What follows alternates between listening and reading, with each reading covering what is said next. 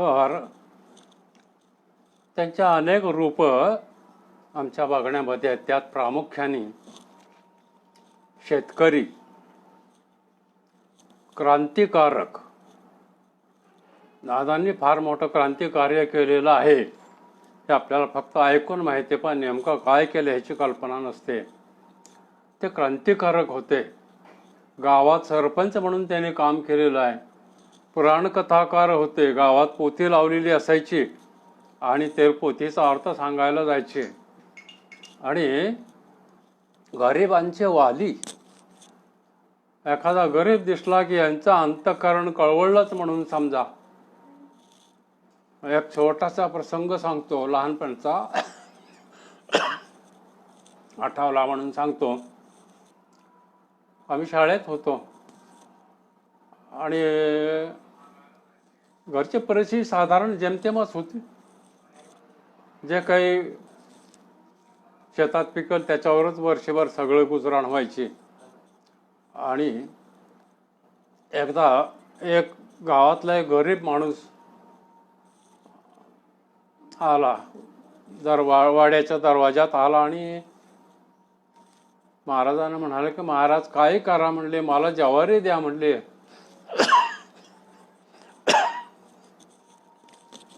घरी खायला काहीच नाही आहे. 2 दिवस झाले. महाराज घरात गेले.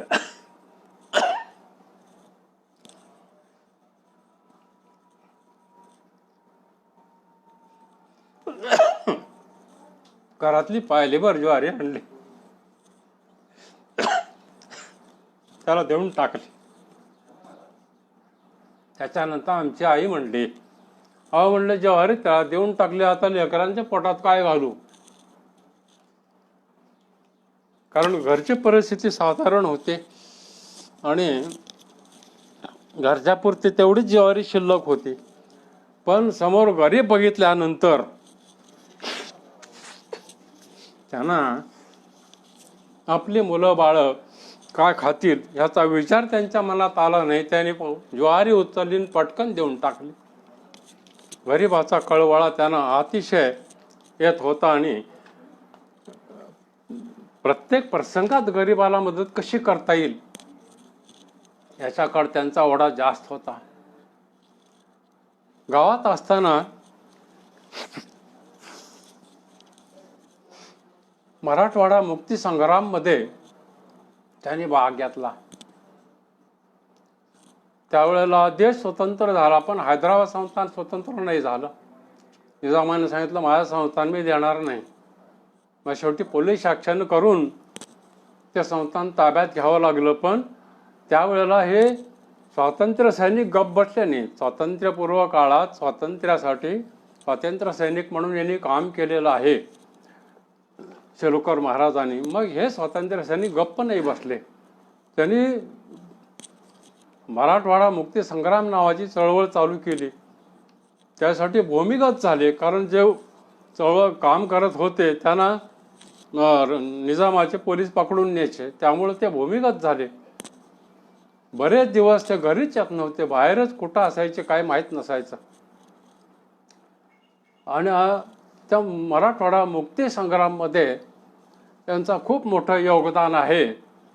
आणि त्याच्याशिवाय सामाजिक सुधारणांमध्ये प्रामुख्याने सोवळं त्यांनी कमी करून टाकलं. सोवळ्याचा प्रस्थ कमी केलं, शिवाशिव कमी केली.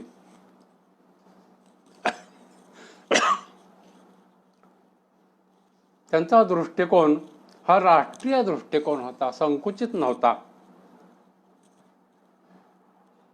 आणि त्यांचं जे कार्य आहे हे युगपुरुषाचं कार्य आहे. हे पूर्वायुष्यामध्ये त्यांनी हे कार्य केलं, पण त्यांचं खरं जे कार्य होतं, ज्या कार्यासाठी ते जन्माला आले ते म्हणजे श्रौत अग्निहोत्र आणि यज्ञाचं पुनरुज्जीवन करणे, यज्ञ संस्कृतीचं पुनरुज्जीवन करणे हे त्यांचं खरं जीवन कार्य. आपल्या धर्मामध्ये यज्ञाला अतिशय महत्त्व आहे. आपल्या देशाची जी ओळख आहे,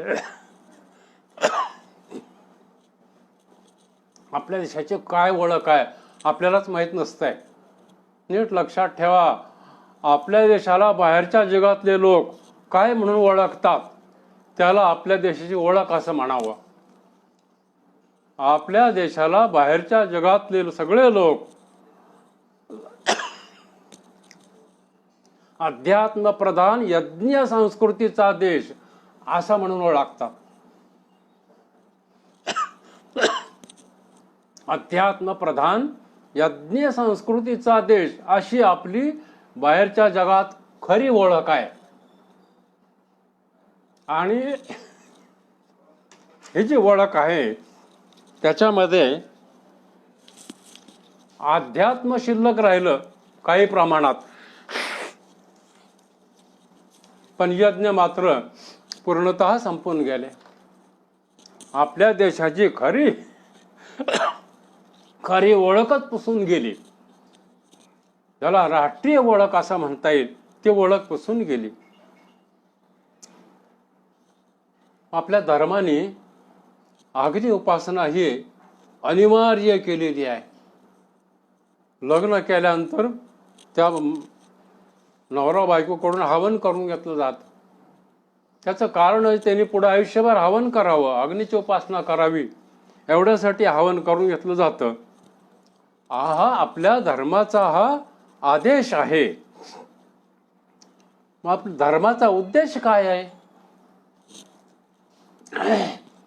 माणूस जन्माला कशासाठी येतो हे अगोदर आपण जाणून घेऊ. वेगवेगळ्या योनीमध्ये फिरून येऊन माणूस जन्माला कशासाठी येतो? तर माणसाचा जन्म ही परमेश्वराने दिलेली एक महान संधी आहे. माणसाच्या जन्माला येऊन मोक्ष मिळवायचा असतो. माणसाचा जन्म मोक्ष मिळवण्यासाठी आहे, भोग भोगण्यासाठी नाही.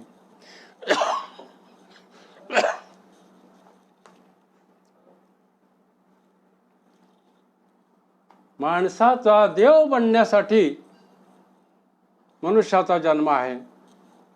माणसामध्ये पशुत्वाचे संस्कार प्रबळ असतात. त्याचं कारण तो अनेक योनीत फिरून आलेला असतो. पशु पक्षी जनावरं, हिंस्र जनावरं, त्यांचे संस्कार ह्या आत्म्यावर झालेले असतात, मनावर झालेले असतात. आणि तोच आत्मा आणि तेच मन घेऊन तेच मन या शरीरामध्ये प्रवेश करतं, पण ते संस्कार पुसले जात नाहीत. म्हणून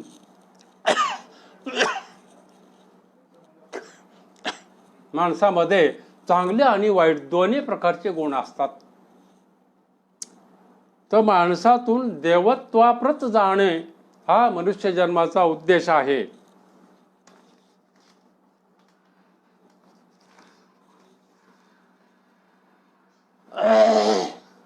महाराज नेहमी सांगायचे की माणसातून देवत्वाप्रत जाणे ह्या माणसाच्या जन्माचा उद्देश आहे. महाराजांनी जे कार्य केलं ते ह्याच दृष्टीने केलं. आपल्या देशाची खरी ओळख अध्यात्मप्रधान यज्ञ संस्कृती अशी आहे. आणि यज्ञ संस्कृतीला पुनरुज्जीवित करण्यासाठी महाराजांचा जन्म होता. आणि तेच कार्य त्यांनी आयुष्यभर केलं आणि त्या कार्यासाठीच महाराजांना सगळेजण ओळखतात. मग महाराजांचं कार्य विशेष काय आहे त्याच्यामध्ये? मी त्यांना युगपुरुष असं म्हणतो. युगपुरुष का म्हणायचं? कोण कोण युगपुरुष होऊन गेले? युगपुरुषाने काय केल्यानंतर त्याला युगपुरुष म्हणायचं? तर आपण एक 2-3 उदाहरणं घेऊन बघूया, म्हणजे मग युगपुरुष कोणाला म्हणावं हे न सांगता तुमच्या लक्षात येईल. शिवाजी महाराजांचा काळ, सबंध देशभर मोगली साम्राज्य पसरलेलं, हिंदू धर्म नष्ट झाल्यात जमा होता. हिंदू धर्मातले मोठमोठे जागीरदार, वतनदार मोगलांचे पाय चाटण्यात मशगूल झालेले होते. त्यांना धर्माची चाड ना समाजाची चाड. धर्माचं ज्याला ब्रह्मकर्म म्हटलेलं आहे, यज्ञकर्म म्हटलेलं आहे, ते सगळं बंद पडलेलं होतं. आणि अशा रीती धर्म नष्टप्राय झालेला होता. तर ही परिस्थिती ही अत्यंत विपरीत परिस्थिती होती. शिवाजी महाराजांनी जेव्हा स्वराज्य स्थापन केलं त्यावेळेला शिवाजी महाराजांना चिरडून टाकण्याचं सामर्थ्य मोगलांमध्ये होतं. पण न घाबरता शिवाजी महाराजांनी स्वराज्याची स्थापना विपरीत परिस्थितीत करून हिंदू धर्म जिवंत ठेवला. म्हणून शिवाजी महाराजांच्या बाबतीत असं म्हटलं जातंय, अगर शिवजी न होता तो सुन्नत होती सबकी.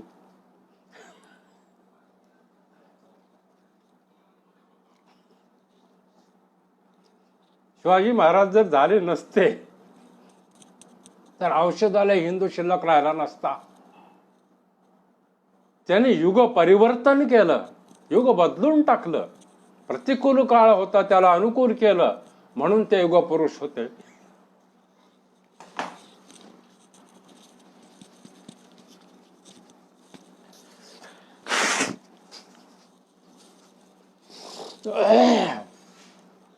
आता दुसरं उदाहरण घेऊया.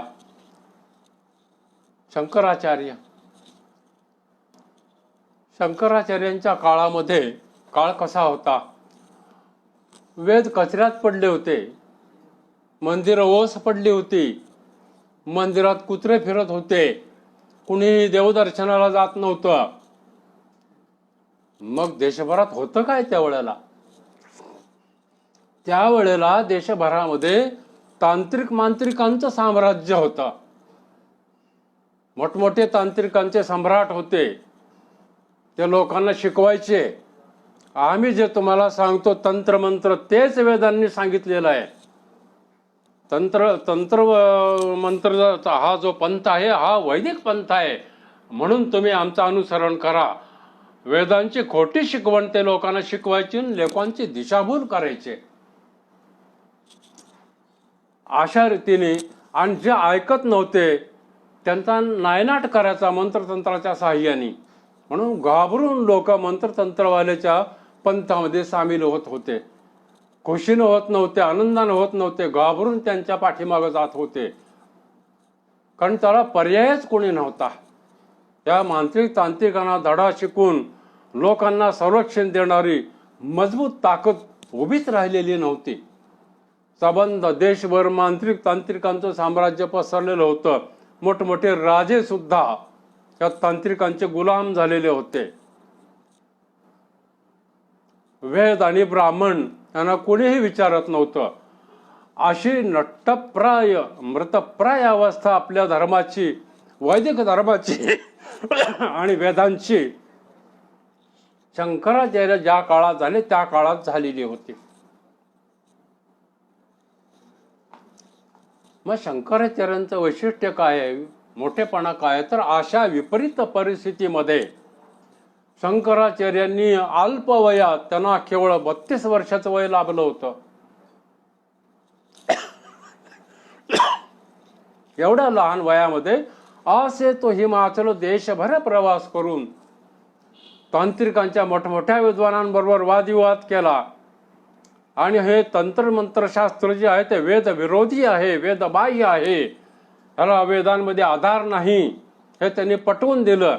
आणि मग वेदांनी लोकांना काय सांगितलेलं आहे, लोकजीवन कसं असावं, लोकांनी धर्माचं आचरण कसं करावं, हे शंकराचार्यांनी त्या ठिकाणी वादविवादाच्या सभेमध्ये छाती ठोकपणे सांगितलं. आणि ही सभा ऐकण्यासाठी हजारो लोक जमायचे.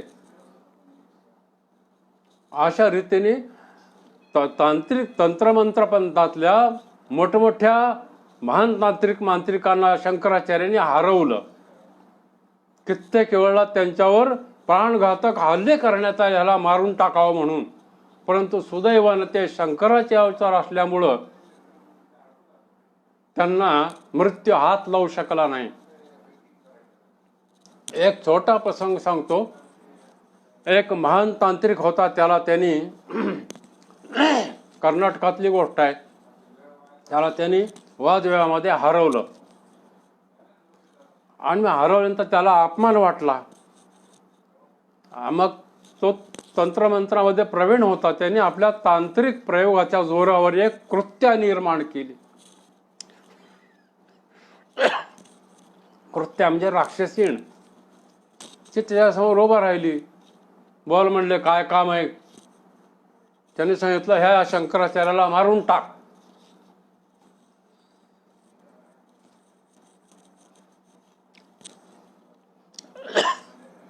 आणि त्या राक्षसिणीने शंकराचार्याकडे बघितलं आणि तांत्रिकाला म्हणाली, अरे म्हणले, आम्ही तर शंकराचे भक्त आहोत, सेवक आहोत. शंकराच्या भोवतीचे भोतावळ असते त्याच्यापैकी मी एक काय म्हणले. हा शंकराचा अवतार आहे, मी ह्याला कशी मारीन रे म्हणले. त्याच्या जीवावर उठलास मी तुलाच मारते म्हणून त्या कृत्येने त्या राक्षसीने त्या तांत्रिकालाच मारून टाकला.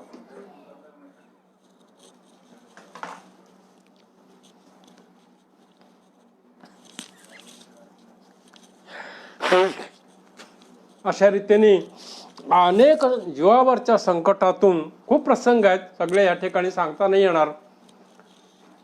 शंकराचार्यांचा बचाव झालेला आहे आणि त्यांनी आपलं कार्य नेटानं पुढं चालवलं.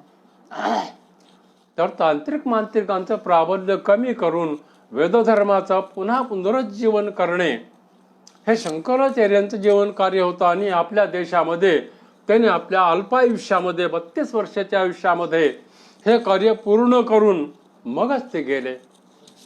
म्हणून शंकराचार्य हे युगपुरुष होते.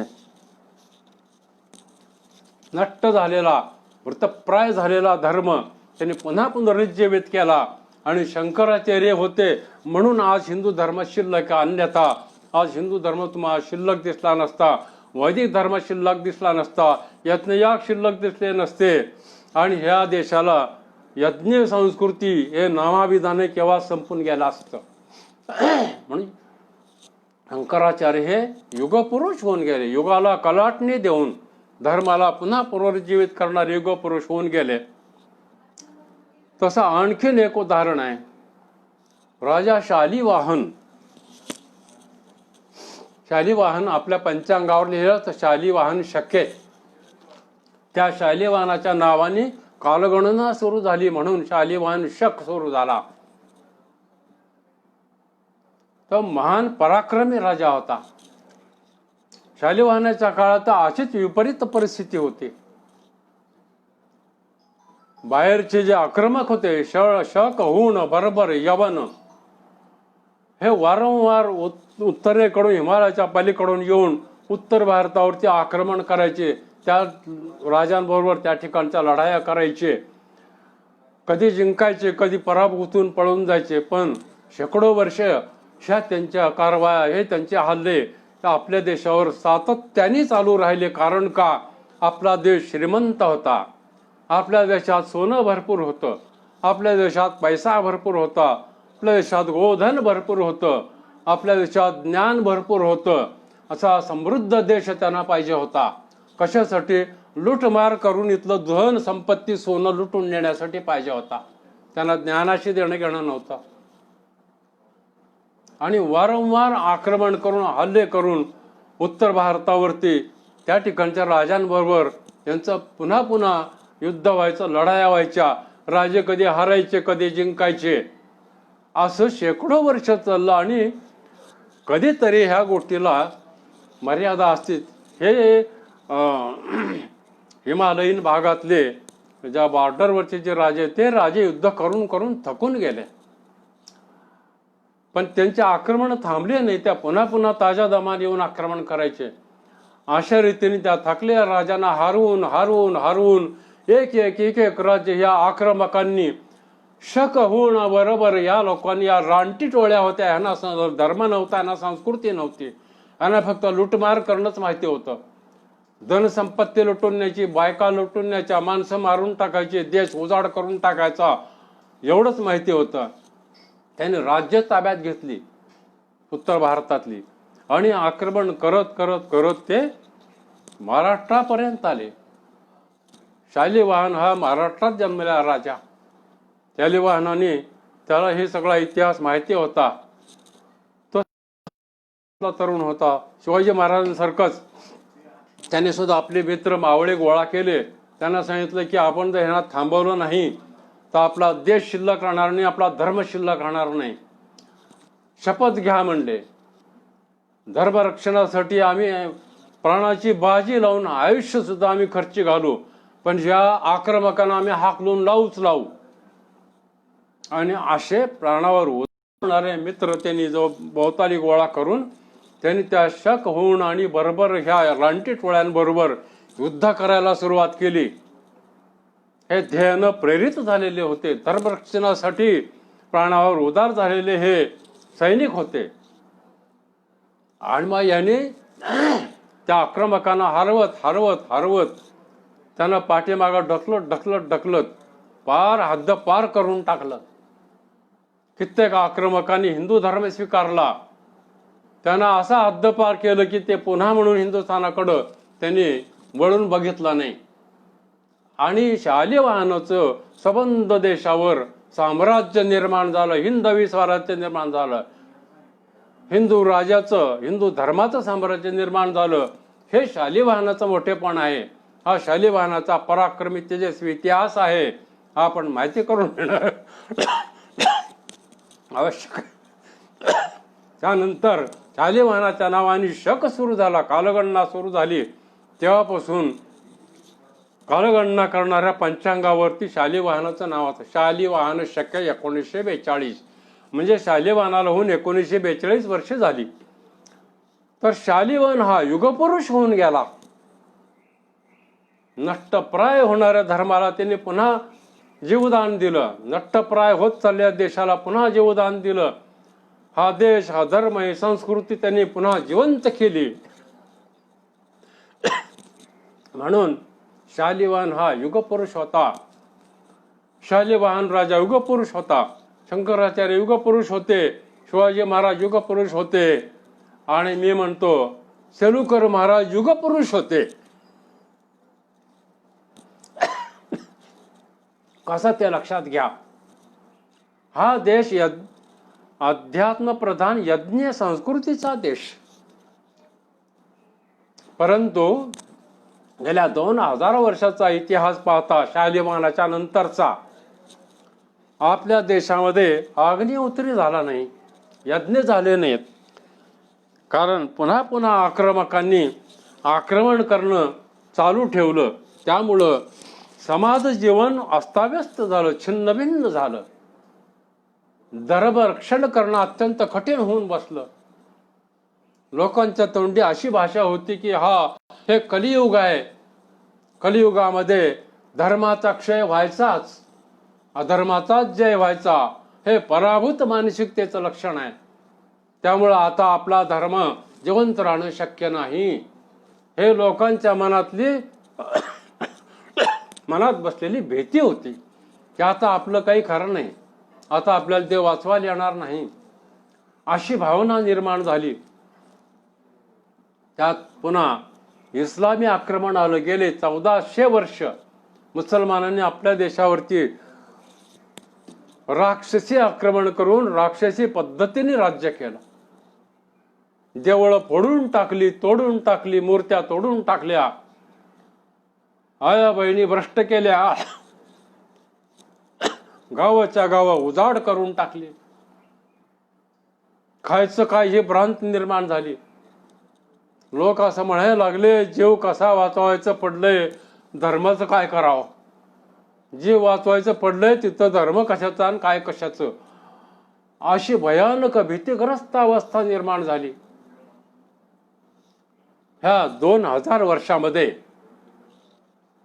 म्हणून धर्म नष्ट झाला, यज्ञ नष्ट झाले.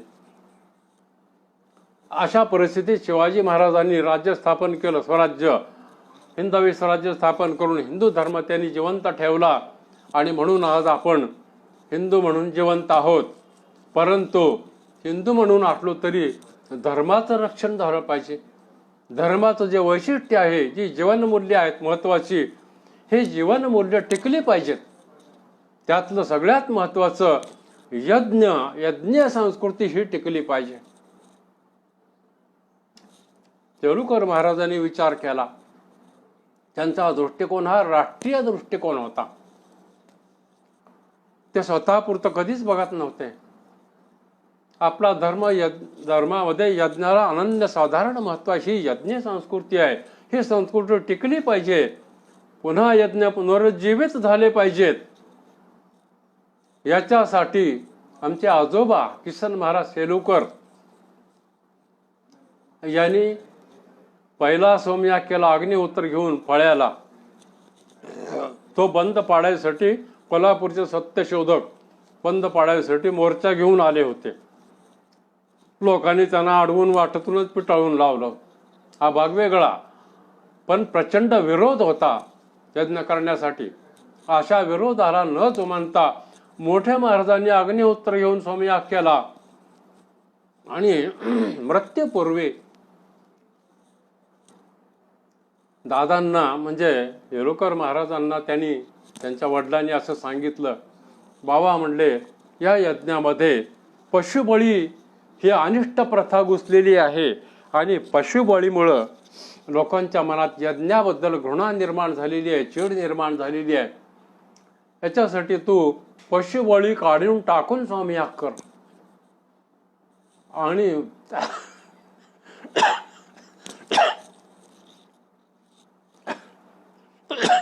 वडिलांचं ते सांगणं ही वडिलांची आज्ञा समजून त्यांनी अग्निहोत्र घेतलं आणि श्रौत याग करायला सुरुवात केली. वडिलांच्या आज्ञेसाठी रामानं वनवास पत्करला आणि वडिलांच्या आज्ञेपोटी वडिलांची इच्छा पूर्ण करण्यासाठी तेलुकर महाराजांनी श्रौत अग्निहोत्र घेतलं.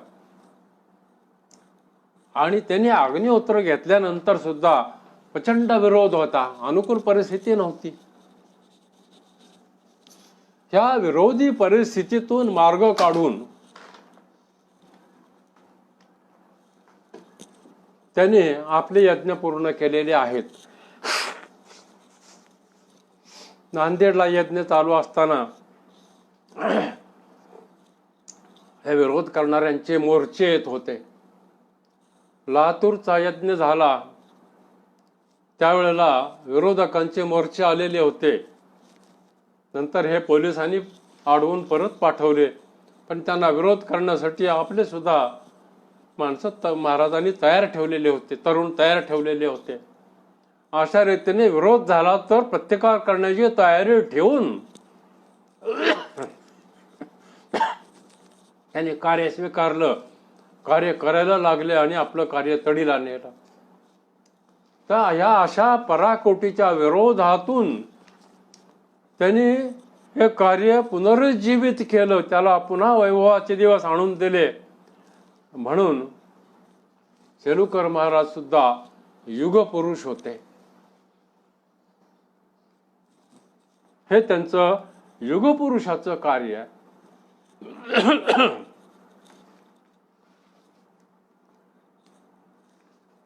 तर परमेश्वरात पुन्हा पुन्हा पृथ्वीवर अवतार घेऊन नष्ट झालेल्या धर्माला पुन्हा पुनरुज्जीवित करून पुन्हा संजीवनी देऊन धर्माला प्रतिष्ठा प्राप्त करून देऊन पुन्हा धर्मरूढ करण्याचं काम करत असतो. आणि त्याच्यासाठी पुन्हा पुन्हा परमेश्वराला सेलुकर महाराजांसारख्या व्यक्तीच्या रूपाने अवतार घ्यावा लागतो आणि अवतार कार्य करावं लागतं. मग अवतार कार्य कशासाठी आहे? धर्मरक्षणासाठी आहे, राष्ट्र रक्षणासाठी आहे, संस्कृतीच्या रक्षणासाठी आहे. म्हणून आतापर्यंत जे अवतार होऊन गेले त्या सगळ्यांनी धर्मरक्षणाचं, समाज रक्षणाचं महान कार्य केलेलं आहे. सेलुकर महाराजांनी पण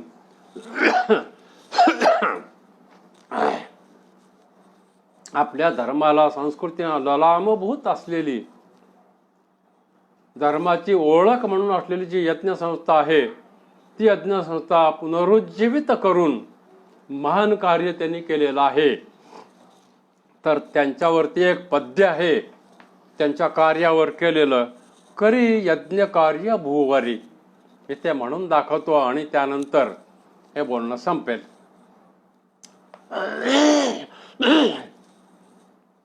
परब्रह्म परमात्म रूप गुरु शक्ती यज्ञ कार्यास्तव प्रकटे भूवरी.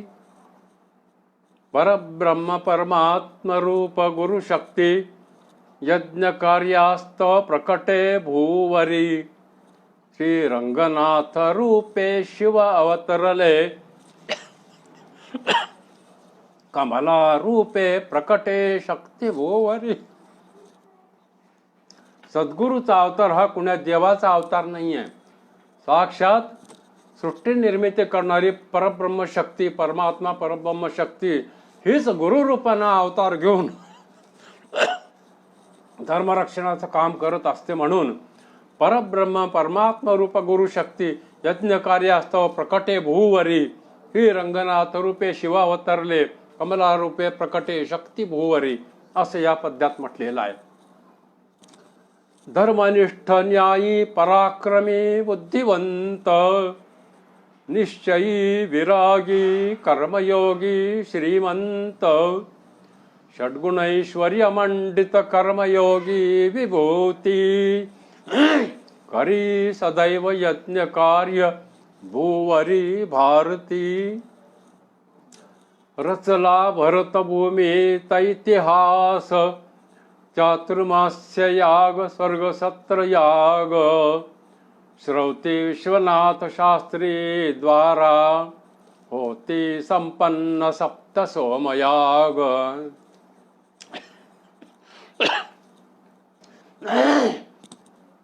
खडकी बीड नांदेड परळी लातूर. खडकी बीड नांदेड परळी लातूर संभाजीनगर पुणे मुंबई जयपूर. दिल्ली कुरुक्षेत्र पवित्र हरिद्वार भारतभर अहिन मालिका होई. त्यांची अहिन 12 यज्ञाची अहिन मालिका संपूर्ण देशभर झाली. त्याचं हे वर्णन आहे.